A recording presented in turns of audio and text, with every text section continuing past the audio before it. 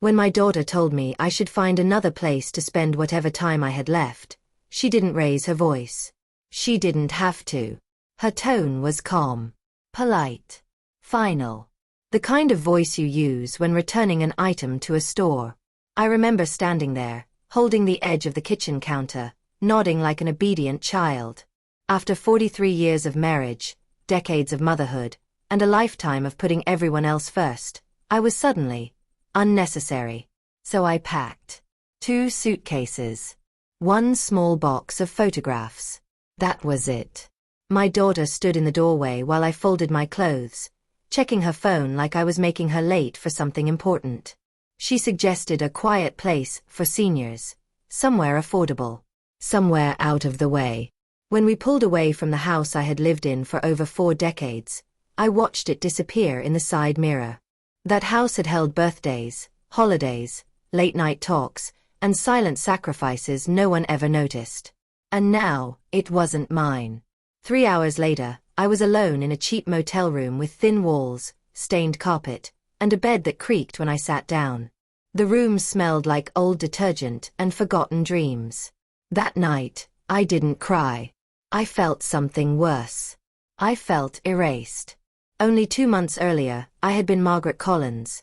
Wife, mother, caretaker, the quiet foundation holding everything together. My husband Robert had passed away suddenly from a heart attack at 71. One moment he was there, complaining about the weather. The next, my entire world collapsed. I thought grief would be the hardest part. I was wrong. Victoria, my daughter, arrived immediately after the funeral. She hugged me, spoke softly, and told everyone how worried she was about me. She insisted I shouldn't be alone. That the house was too much for me now. At first, I thought it was love. She brought brochures for retirement communities, assisted living, places with smiling seniors on the covers and words like peaceful and easy printed in friendly fonts. "You've done enough, Mom," she said. "You deserve rest." What she really meant was, "You're in the way." I didn't realize it then. I was still grieving. Still sleeping in the guest room because I couldn't bear to touch Robert's side of the bed. The day she finally told me to leave, she didn't look angry. She looked relieved. She said the house belonged to her now. That her father had planned everything carefully. That I wouldn't understand financial matters, anyway. I didn't argue. I didn't scream. I just packed. But sitting there in that motel room, staring at the cracked ceiling, something wouldn't stop bothering me. Robert had been many things, traditional, sometimes controlling, occasionally dismissive, but he was not cruel. He was meticulous, obsessive about paperwork. He planned everything. And I knew, with absolute certainty, that he would never leave me with nothing. As the hum of the flickering lamp filled the room, a memory surfaced, clear and sharp. Years ago, Robert had insisted I memorize the name of his attorney. Just in case, he'd said. At the time, I'd laughed it off. That night, alone and discarded, I realized something important. People mistake silence for weakness. They confuse kindness with ignorance. And my daughter had just made the biggest mistake of her life. Because the next morning, I was going to uncover the next morning, I woke up before dawn. The motel room was still dark, the air heavy with the smell of old coffee and cleaning spray. My body ached from sleeping on a mattress that felt thinner than my patience. For a moment, I forgot where I was. Then reality rushed back in. I was a widow with no home. A mother who had been discarded. A woman everyone thought was finished. I sat up slowly and reached for my purse. Inside was a folded scrap of paper I'd kept for years. On it, written in Robert's precise handwriting, was a single name and phone number. Harrison Cole. Robert's attorney. I remembered the afternoon he'd written it down. We were sitting at the dining table, paperwork spread everywhere. I joked that I didn't need to know all that legal nonsense. Robert hadn't laughed. "Just in case," he said quietly. "You should always know where the truth lives." At the time, I thought he was being dramatic. Now, I realized he had been preparing me. I used the motel's shaky Wi-Fi to look up the address. The office was downtown, nearly 30 minutes away by bus. I hesitated for a moment, staring at my wallet. I didn't have much left. But some things are worth the cost.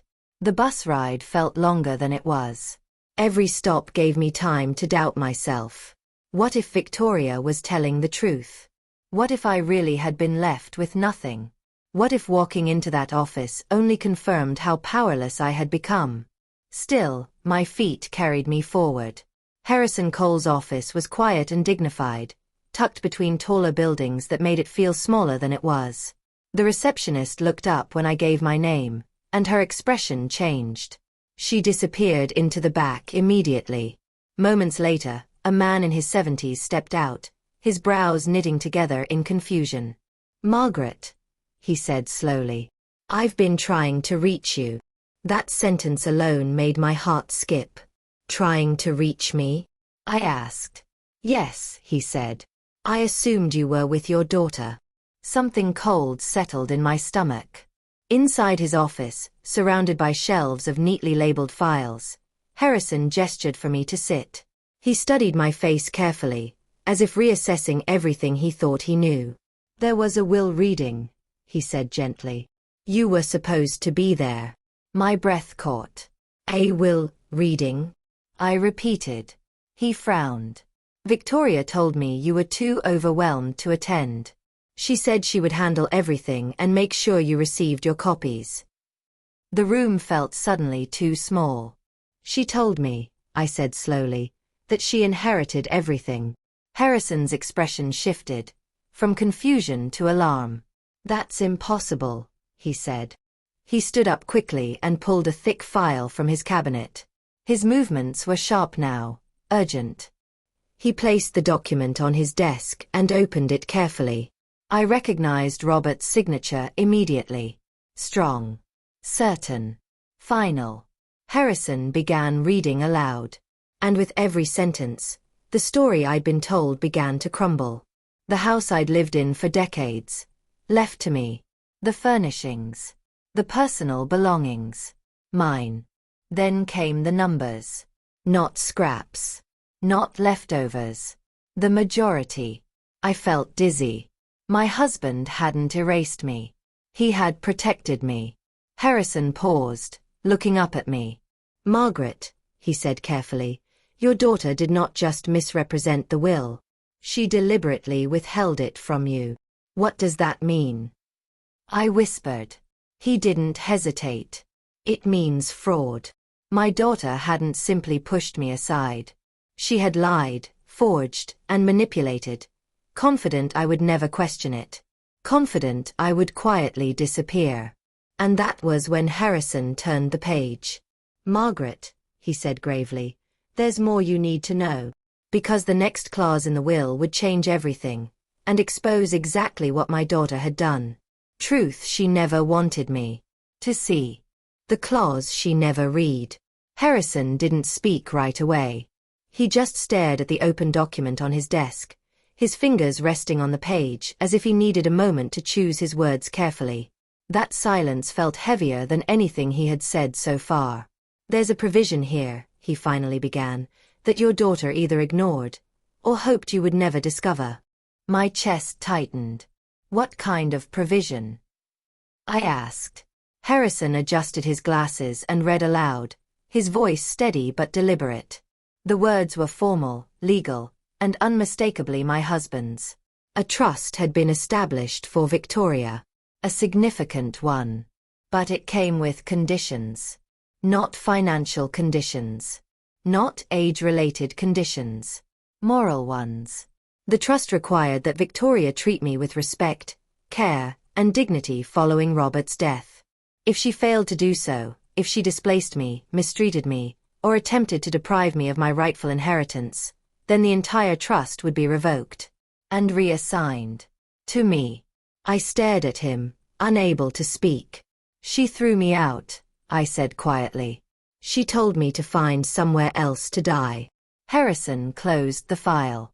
"Then," he said firmly, "she has violated the clause completely." The room felt unreal.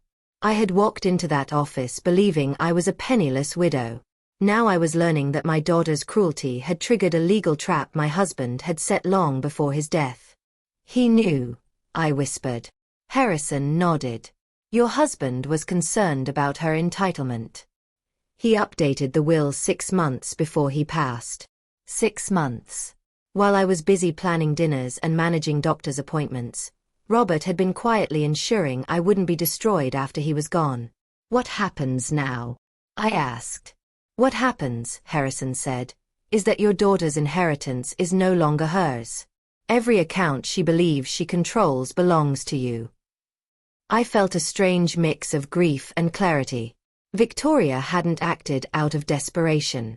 She had acted out of confidence. Confidence that I wouldn't question her, wouldn't investigate, wouldn't fight back. She showed me documents, I said slowly. She had paperwork. Harrison's jaw tightened. Then those documents were either outdated drafts or forgeries. Either way, that escalates this far beyond a family dispute. I thought of the way Kevin, my son-in-law, had avoided my eyes when he loaded my suitcases into their car. The efficiency. The coldness. This wasn't impulsive. It was planned. Harrison picked up the phone. Before we do anything else, we need to secure your assets. Within minutes, calls were being made. Banks were notified. Accounts were flagged. Transfers were halted. Every financial door Victoria thought she had opened was quietly being locked.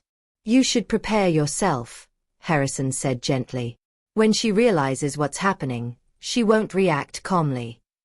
As if summoned by the thought, my phone buzzed on the desk. Victoria's name lit up the screen. I stared at it. Harrison raised an eyebrow. That didn't take long. I answered. Mom, Victoria said sharply, panic bleeding through her voice. There's a problem. The bank says the accounts are frozen. I exhaled slowly. I'm sitting in your father's attorney's office, I said. The same attorney who read the real will. Silence. Then, disbelief. That's not possible. Oh, I replied. It's very possible. Her voice changed. Softer now, almost pleading. Mom, you're confused. You're emotional. Someone is putting ideas in your head. The audacity of it stunned me. Victoria, I said calmly, you forged documents, committed fraud, and forced your mother out of her own home. That's not true, she snapped. I was protecting you. No, I said. You were protecting yourself. Her breath hitched. What do you think you're doing? I glanced at Harrison, who nodded once. I'm reclaiming my life, I said. And you've just lost everything you thought you stole. The line went dead. Harrison leaned back in his chair. Margaret, he said quietly, we'll be contacting the authorities. For the first time since Robert died, I didn't feel small. I felt prepared. Because the next few hours would turn my daughter from heir into a criminal. I felt prepared. Because the next few hours would turn my daughter from heir into a criminal. The moment I ended the call with Victoria, the silence in Harrison's office felt different. He didn't rush. He didn't hesitate. He simply reached for his phone and said, "We need to document everything now." Within minutes, his calm office transformed into something else entirely. Files were opened. Timelines were drawn. Harrison dictated notes while his assistant contacted banks, registries, and law enforcement. Every move was precise, practiced. This isn't just inheritance interference, Harrison explained. This is elder financial abuse, identity misrepresentation, and likely forgery. The words sounded heavy, almost unreal. Victoria hadn't just betrayed me emotionally. She had crossed into criminal territory. A detective arrived later that afternoon. Detective Alvarez, mid-40s, sharp eyes, no wasted words. She reviewed the forged documents Victoria had shown me, comparing them with the real will. These are sophisticated, she said. not something someone throws together overnight. I felt a chill. This was planned, I said. Alvarez nodded. And planning usually means help. My thoughts went immediately to Kevin. My son-in-law had always been polite, distant, careful.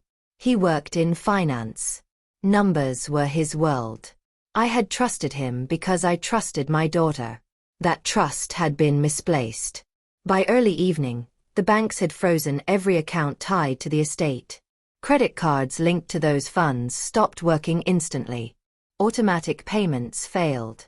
The illusion Victoria had been living in began to collapse. Fast. At 6:42 p.m., my phone rang again. "Mom," Victoria said, her voice shaking now. "You need to fix this. My cards are being declined. The utilities, everything is messed up." "I didn't break anything," I said. "I corrected it." "You're ruining my life," she snapped. "No," I replied quietly. "You ruined it the moment you told me I was useless." There was a pause. Then anger. "You think you've won? You don't even understand what you're dealing with."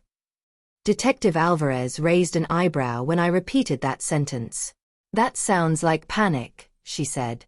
"And desperation makes people sloppy."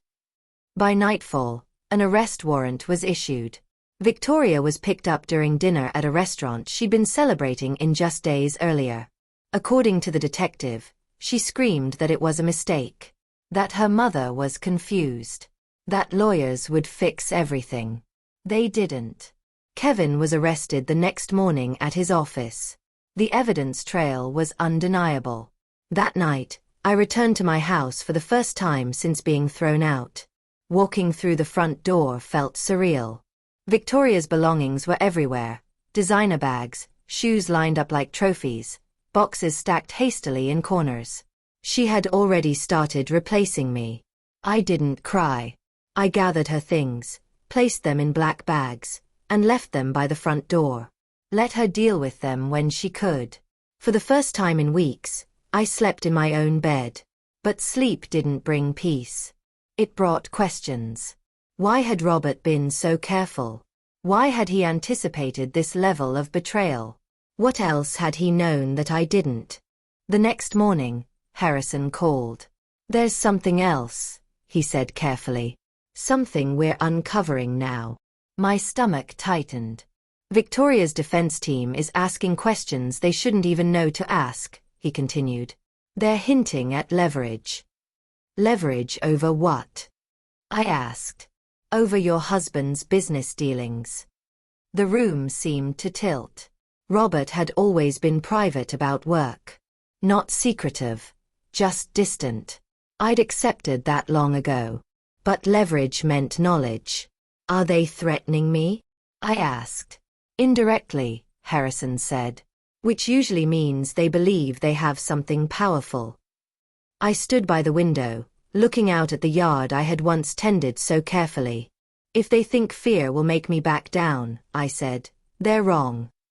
There was a pause on the line.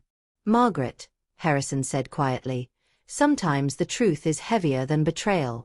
I closed my eyes. "Then it's time I carry it," I said. Because the next discovery would shatter everything I believed about my husband, and put me in real danger. I spent that night in the house walking from room to room, touching the walls like I needed proof they were real. Every object carried a memory. Dinners, arguments, quiet mornings. But suddenly those memories felt unstable, as if the foundation beneath them had cracked. When Harrison arrived the next morning, he didn't sit right away. He stood near the doorway, his briefcase still in his hand. "That's never a good sign," I said. He gave a small, uneasy smile. "No, it isn't." We sat at the dining table, the same one where Robert had signed holiday cards and balanced checkbooks.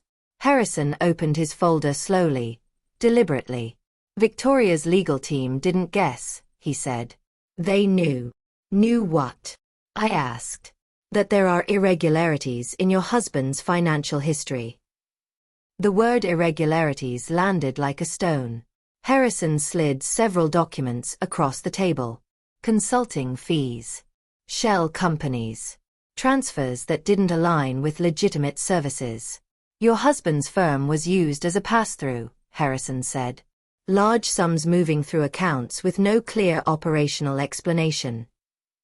I shook my head. Robert wasn't a criminal. I'm not saying he was, Harrison replied. But someone used his business to move money. And the amounts involved are significant. My chest tightened. How significant? Enough to attract federal attention if it comes to light. The room felt too quiet. So Victoria and Kevin are threatening me with this? I asked. Yes, Harrison said. They believe exposing this gives them leverage. Immunity. Reduced charges. I thought of Victoria's last phone call. Her certainty, her confidence that she still had control. What happens if they succeed? I asked. Harrison hesitated. Best case. You lose most of the inheritance. Worst case. Everything is seized while investigators determine what you knew. I knew nothing, I said sharply. I believe you, he replied. But belief doesn't always protect people. The betrayal twisted deeper now, not just from my daughter, but from the man I had shared my life with. I had trusted Robert completely. How long has this been going on? I asked. Over a decade, Harrison said. Possibly longer. I felt nauseous. While I had planned birthdays and holidays, while I had given up my own ambitions to support the family, my husband had been living a double life, or at least allowing one to exist through his name. So what are my options? I asked quietly. Victoria's lawyers are pushing for a deal, Harrison said. They'll cooperate with authorities, expose everything, and walk away cleaner than they deserve. You keep a small portion, they avoid prison. And if I refuse? Then they'll force the issue. I stood and walked to the window. They had stolen my home. They had tried to steal my dignity. And now they wanted to use my husband's secrets to finish the job. No, I said. Harrison looked up. No. No deals.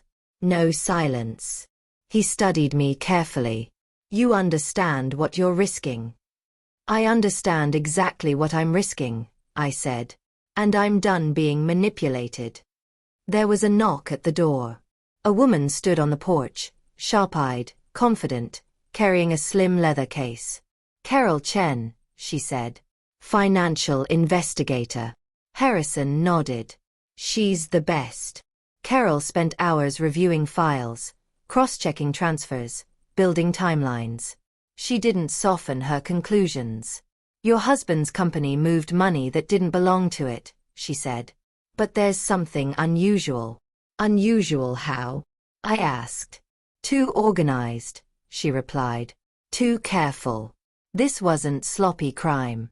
It was structured. By evening, Carol looked up from her laptop.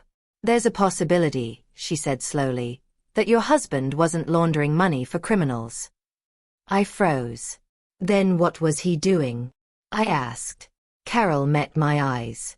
He may have been cooperating with someone else. Before I could respond, my phone buzzed. Victoria's name. This time, her voice was controlled, almost rehearsed. Mom, she said, we need to talk tonight. There are things you don't know about Dad. Things that change everything. I closed my eyes. I already know, I said. Silence. Because the next meeting would decide whether I lost everything, or finally took control. Victoria wanted to meet that night. She suggested my house, as if she still had the right to call it neutral ground. She said Kevin would come too. She wanted to clear the air. I knew better. This wasn't reconciliation. It was negotiation. Before I agreed, Harrison made one call. Then Carol made another. When they both looked at me with the same expression, I understood what they were about to ask. Are you willing to cooperate? Carol said carefully. With what? I asked. With federal authorities, she replied. If what we suspect is true, This is bigger than family betrayal. And bigger than inheritance. I didn't hesitate. Yes. 3 hours later, I was sitting across from Special Agent Elena Morales in a quiet conference room. Her voice was calm, precise, trained to extract truth without intimidation. "You're not in trouble," she told me. "Not unless you lie." "I won't," I said. "I'm tired of secrets." I told her everything. Victoria's deception, the forged documents, the threats, and the sudden discovery of my husband's financial irregularities. When I finished, Agent Morales leaned back slightly. "Your daughter believes she can trade information for immunity," she said. "But that only works if she controls the narrative."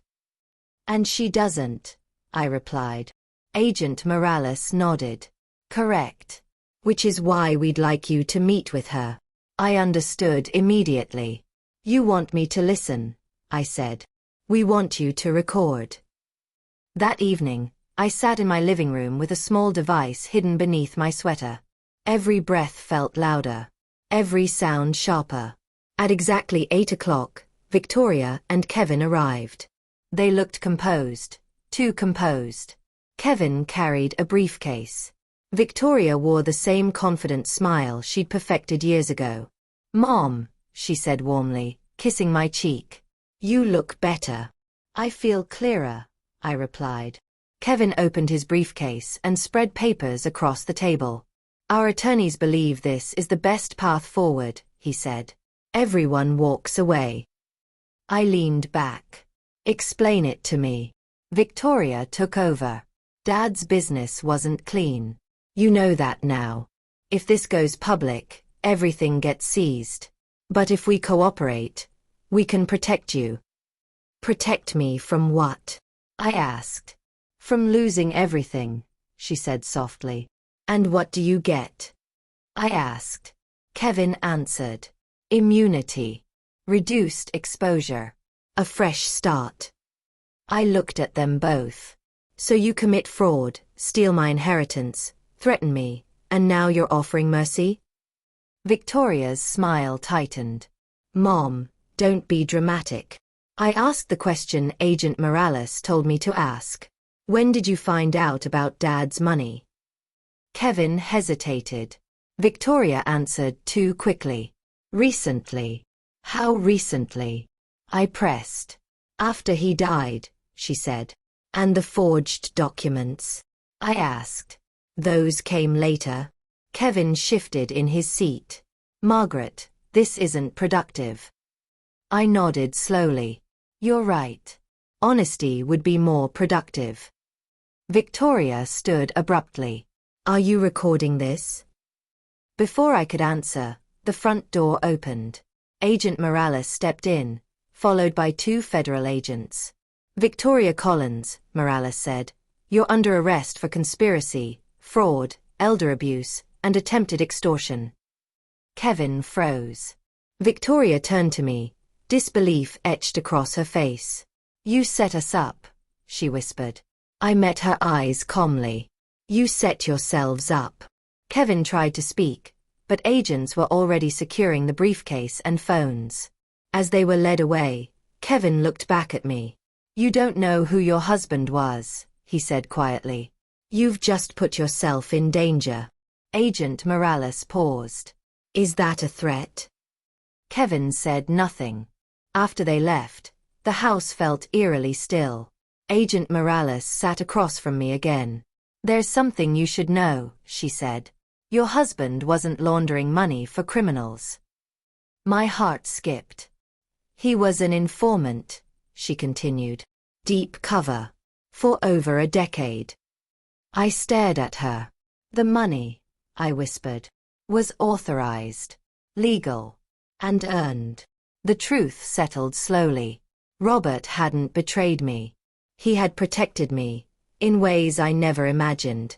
But the danger Kevin warned about was real, and it was about to surface. "The money," I whispered, "was authorized, legal, and earned." The truth settled slowly. Robert hadn't betrayed me. He had protected me, in ways I never imagined. But the danger Kevin warned about was real. And it was about to surface. I sat in silence long after the agents left. The house felt unfamiliar again, but this time, not because I had been pushed out. It felt unfamiliar because the man I thought I knew had just been rewritten in my mind. Robert. My quiet, predictable husband. An informant. I replayed Agent Morales's words over and over, waiting for them to make sense. He was embedded, she had said. Deep enough that almost no one knew, not even family. I remembered the late nights he claimed were business dinners. The phone calls he took outside. The files he locked away with a seriousness I had learned not to question. I had mistaken secrecy for distance. In truth, it had been protection. The next morning, Agent Morales returned with a folder thick enough to make my hands tremble. Your husband helped dismantle multiple financial networks, she explained. For years, he allowed criminals to believe they were using him, while he was documenting everything. And the money? I asked. Authorized compensation, she replied. Approved by federal oversight. Fully legal. The relief hit me like a wave. Everything Victoria had tried to use as leverage, the lies, the threats, the blackmail, had been built on ignorance. She had gambled on fear. She lost. There's something else, Agent Morales said, lowering her voice. Your husband's cooperation led to arrests that are still unfolding. Some people won't be happy when they realize his work didn't end with his death. A chill ran through me. Am I in danger? I asked. Not likely, she said. But we're being careful. Careful. That word followed me through the day. Through the news notifications announcing Victoria and Kevin's arrest. Through the calls from relatives who suddenly remembered my existence. Through the silence that followed when they realized I wouldn't be explaining myself. By evening, I learned Victoria had been denied bail. Kevin wasn't so lucky either. Their confidence had vanished the moment authorities stepped in. But the real shock came later that night. Harrison called. Margaret, he said, Victoria's attorney has reached out. I laughed softly. Already. They're requesting a conversation. Off the record. About forgiveness? I asked. No, Harrison replied. About damage control. Apparently, once Victoria realized her leverage was worthless, she panicked. The narrative shifted. Now she claimed she'd been acting under pressure. That Kevin had guided everything. That she was trying to protect me. I had heard that word before. Protection. It was amazing how often it appeared when people were caught. The next day, Victoria requested a meeting. Supervised. She looked smaller than I remembered. The confidence gone. The certainty cracked. I didn't know, she said quickly. About Dad. About the informant thing. I know, I replied. Then you know why I was scared, she said. I thought everything would be taken. I thought you'd be ruined. I studied her face. You didn't act out of fear, I said calmly. You acted out of entitlement. Her eyes filled with tears. I'm still your daughter. And I'm still your mother, I said. Which makes what you did worse, not better. She reached for my hand. I didn't pull away, but I didn't hold on either. What happens now? She asked. You face the consequences, I replied. The same way I was expected to. When she left, I felt no triumph. Just clarity. Robert had trusted me to survive without him. Victoria had assumed I wouldn't. Weeks passed. Renovations began. I changed the rooms, not to erase the past, but to reclaim myself. A studio replaced Robert's old office. Light replaced shadows. I started painting again. And every brushstroke reminded me that I was still here. Still capable. Still standing. But just as I began to breathe easier, Agent Morales called again. They're moving faster than expected, she said. Who is? I asked. The people your husband exposed. My grip tightened on the phone. What does that mean for me? It means, she said, your story isn't finished yet. Because the final reckoning wasn't just about justice, it was about survival.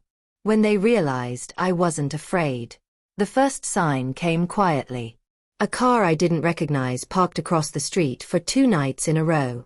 The engine never turned off. No one got out. No one came in. Agent Morales told me not to panic. Observation doesn't always mean danger, she said. Sometimes it's curiosity. Curiosity from people who preferred shadows. I had spent decades being careful for everyone else. Now, for the first time, I refused to shrink. The news broke 3 days later. The arrests. The fraud. The inheritance dispute that turned criminal. My name was everywhere. Reporters camped outside my gate. Phones rang non-stop. Some wanted sympathy. Others wanted scandal. A few wanted me to stay quiet. That's when I received the call. A woman introduced herself as representing interested parties, connected to my husband's former business clients. Her voice was smooth, polished, practiced. We'd like to help you move on peacefully, she said. I already have, I replied. She paused. Peace requires cooperation. So does justice, I said. The line went dead. Agent Morales didn't sugarcoat it. They're testing you, she said. They want to see if you'll negotiate. I'm done negotiating, I replied. That afternoon, Harrison called with unexpected news. Streaming companies are asking about your story, he said. They want your side, your voice. I laughed softly. They think this is entertainment. Stories have power, he said. And power scares the right people. That night, I thought about Victoria. About how she'd underestimated me. About how silence had once felt safer than truth. I decided then, I wouldn't hide. The next morning, I agreed to a single interview. Carefully controlled. Every word reviewed. I didn't dramatize. I didn't exaggerate. I simply told the truth. About being discarded. About being lied to.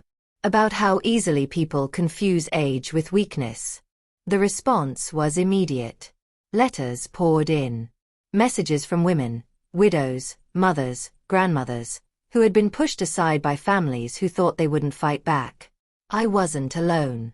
That's when the threats stopped being subtle. A package arrived with no return address. Inside was a photograph, my house, taken at night. No note. Just a reminder. Agent Morales took it seriously. Security was increased. Patrols became routine. I was given direct numbers I hoped I'd never need.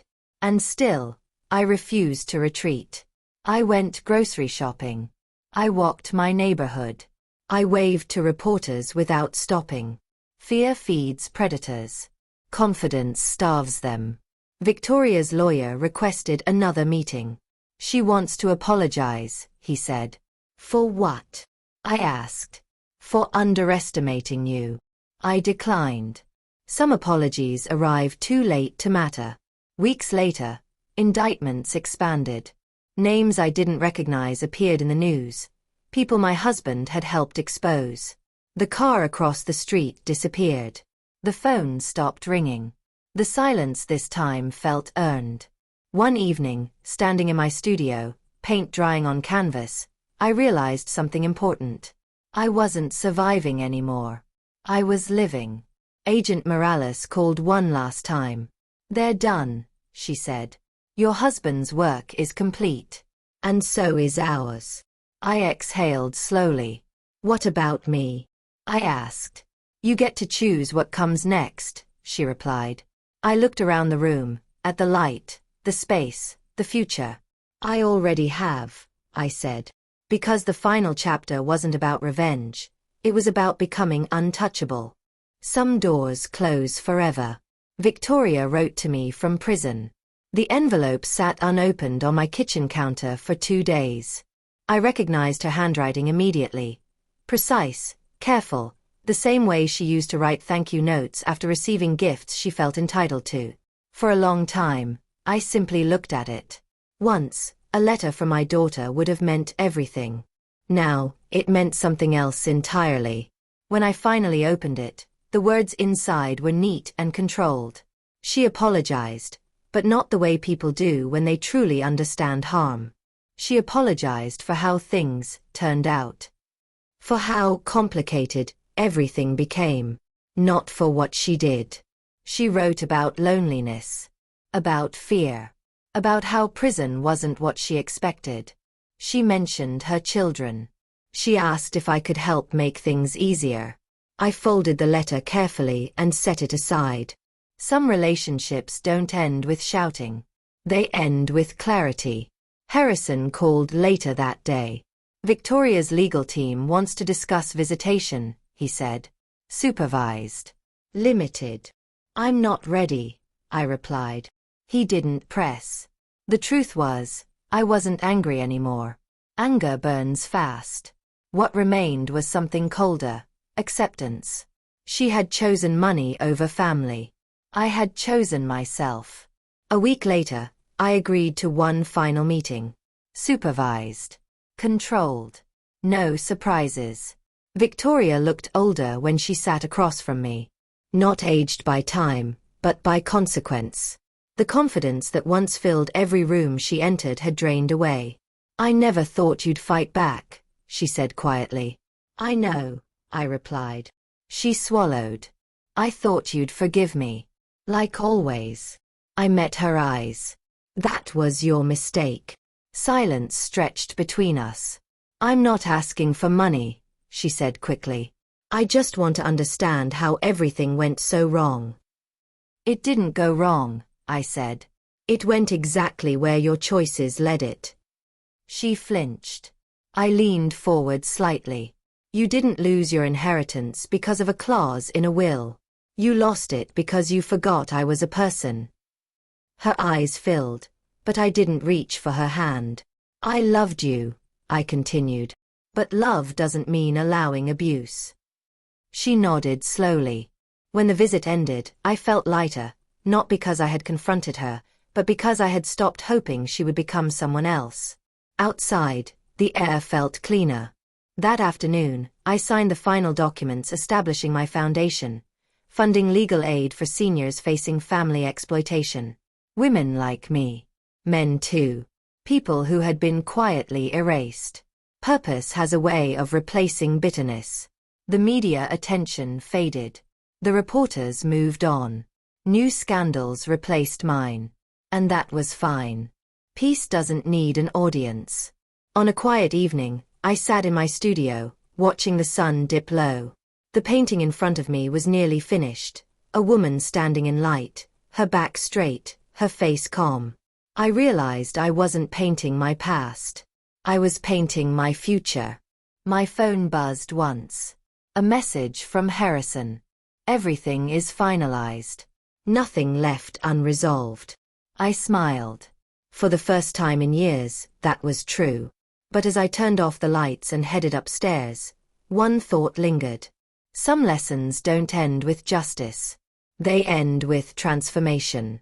Because the final chapter isn't about what I lost, it's about who I became. 6 months after everything changed, I stood in the kitchen of the same house I had once been told to leave. But it no longer felt like the place I had returned to. It felt like the place I had finally arrived in. Morning light poured through the windows I had replaced myself. Windows that actually opened wide instead of sticking halfway like they used to. The counters were new. The walls were painted in colors I chose. The rooms no longer reflected the life I had lived for others, but the life I was finally building for myself. For years, I had existed in the background of my own story. Wife. Mother. Support system. Silent partner. Invisible. Now, every step through this house reminded me that survival isn't quiet, it's powerful. The foundation I created was growing faster than I ever expected. Letters came from people I would never meet, women whose children had taken advantage of them, men whose families had decided they were too old to matter. They called me brave. I didn't feel brave. I felt awake. Bravery implies a choice between fear and courage. I had simply reached the point where fear no longer fit in my life. One afternoon, my financial advisor asked me something unexpected. "Do you ever regret how far this went?" she said. "The arrests. The publicity. The permanent distance from your daughter." I thought about the woman I had been a year earlier, packing her life into 2 suitcases, sleeping in a motel that smelled of bleach and disappointment, believing she had run out of value. Then I thought about the woman standing in front of her now. Steady, independent, finally heard. "No," I said. "I regret how long I stayed quiet. Silence is expensive. It costs you dignity. It costs you time. And sometimes, it costs you your future." I didn't lose a daughter. I lost an illusion. The illusion that love excuses cruelty. That family excuses betrayal. That age excuses being erased. A few days later, I received one final letter from Victoria's lawyer. She wanted forgiveness, closure, a new beginning. I folded the letter and placed it in a drawer. Some chapters don't need sequels. Forgiveness doesn't always mean reconciliation. Sometimes it simply means letting go of the hope that someone will become who they never chose to be. On a quiet evening, I walked into my studio and stood before the finished painting. The woman in the sunlight, standing tall, her face calm, her shoulders no longer bent by the weight of everyone else's expectations. For the first time, I saw myself in her. Not as a victim. Not as a survivor. But as a woman who reclaimed her power. People often think revenge looks loud. Confrontations. Anger. Destruction. But real victory? Real victory looks like peace. It looks like choosing yourself without apology. It looks like building a life no one can take from you. It looks like standing in your truth when the world expects you to shrink. I wasn't saved by money. I wasn't saved by the law. I wasn't even saved by justice. I was saved the moment I stopped believing that my worth depended on anyone else's permission. And if there is one thing I know now, one truth I wish every person, especially every woman, could carry with them, it's this. You are never too old to matter.